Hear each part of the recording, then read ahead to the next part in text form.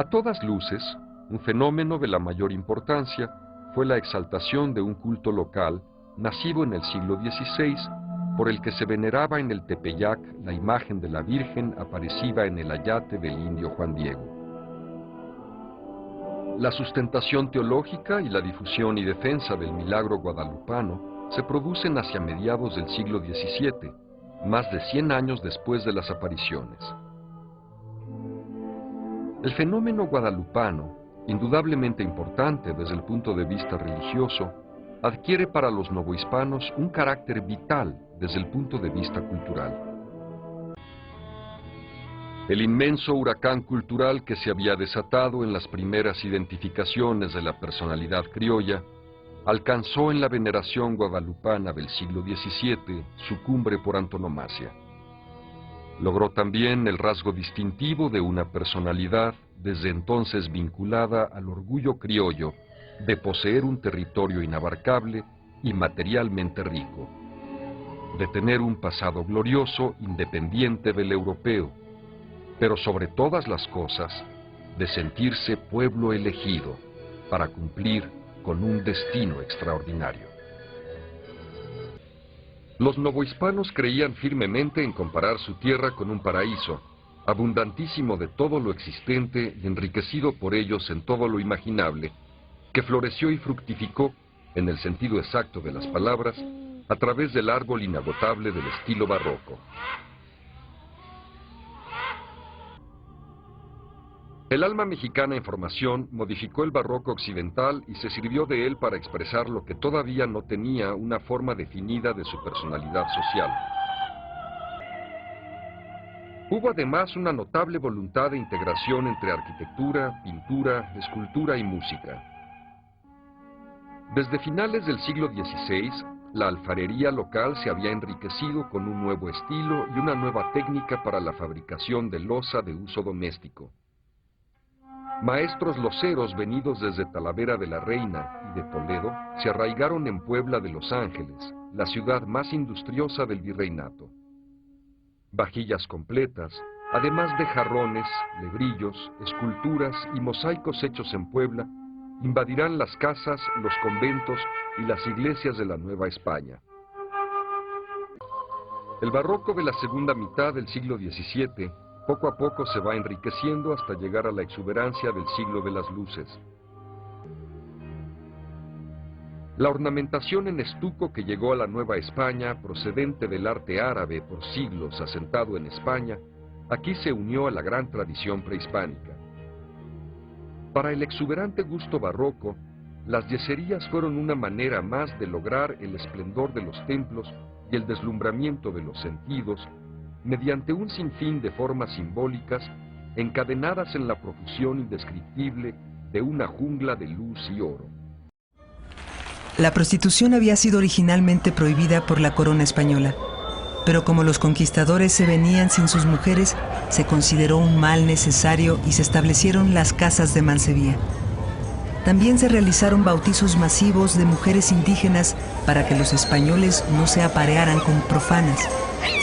Con respecto a las mujeres que prestaban sus servicios en estas casas, el visitador Tello de Sandoval estableció normas para diferenciarlas de las demás.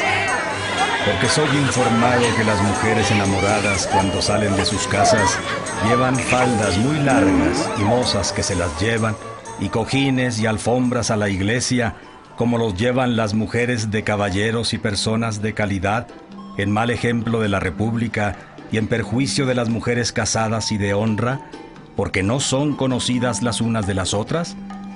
Mando que de aquí en adelante a las tales mujeres por ninguna vía se les lleve la falda, so pena que pierdan el manto y la saya que llevaren vestida, y que no lleven a la iglesia cojín ni alfombra, so pena, si lo llevare, que pierdan el cojín y alfombra.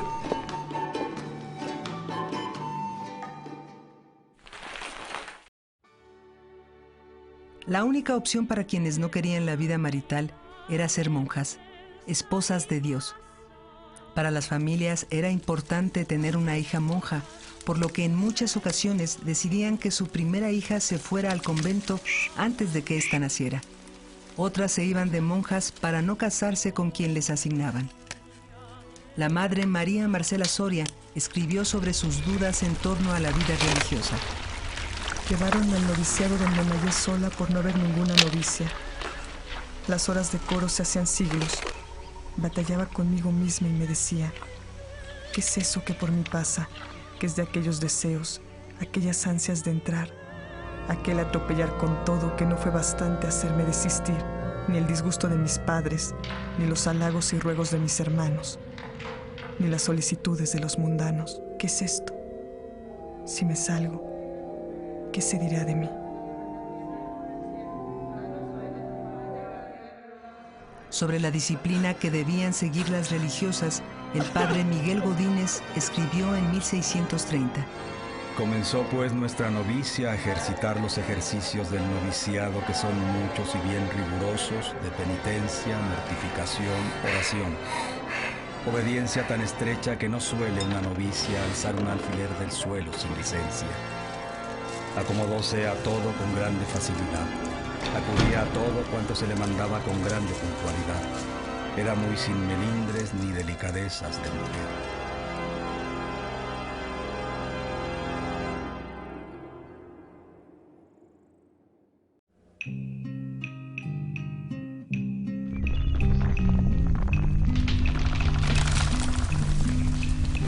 Paradójicamente se consideró a la mujer débil para pecar y fuerte para hacer pecar al género masculino. Por ello se le condenó en la Biblia a parir con dolor por toda la eternidad y estar bajo el dominio del hombre.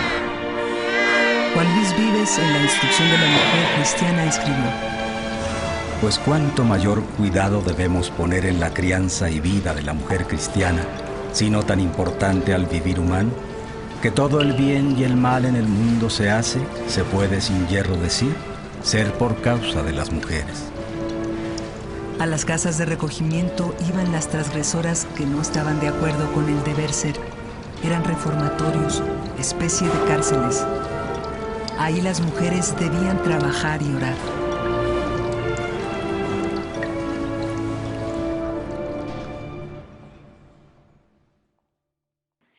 Mi tema es la sociedad novohispana.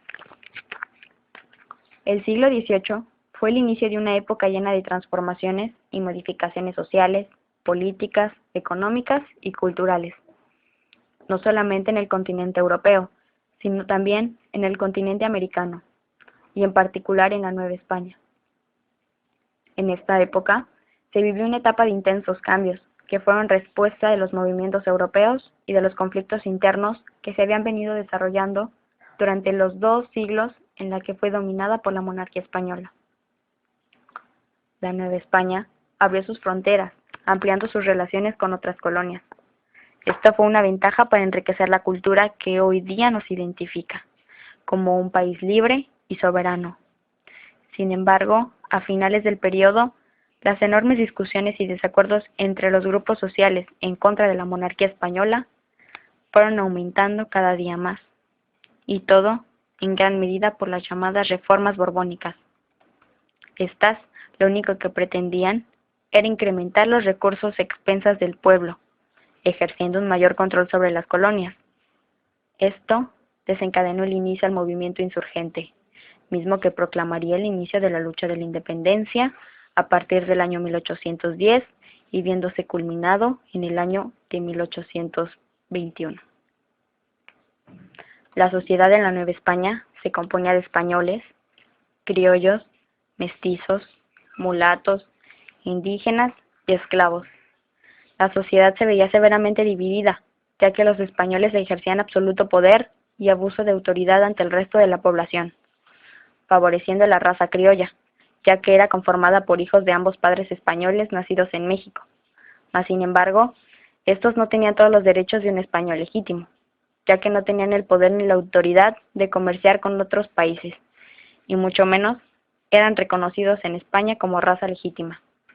El resto de las razas sufrían de abuso laboral, ya que trabajaban jornadas de más de 24 horas sin descanso alguno, recibiendo una remuneración de miseria misma, que parte de ella estaba destinada a la corona española. En el terreno económico se ejercía la agricultura, la minería, el comercio terrestre y marítimo. Este último registraba un crecimiento favorable para la economía de la Nueva España. La monarquía española, obsesionada por enriquecerse, ejercía un aumento de impuestos, imponía contribuciones extraordinarias y ofertaba los cargos públicos a los mejores postores, dando como resultado a todo esto una Nueva España con un alto nivel político y económico, mientras el resto de la sociedad vivía en situaciones precarias y de hambruna.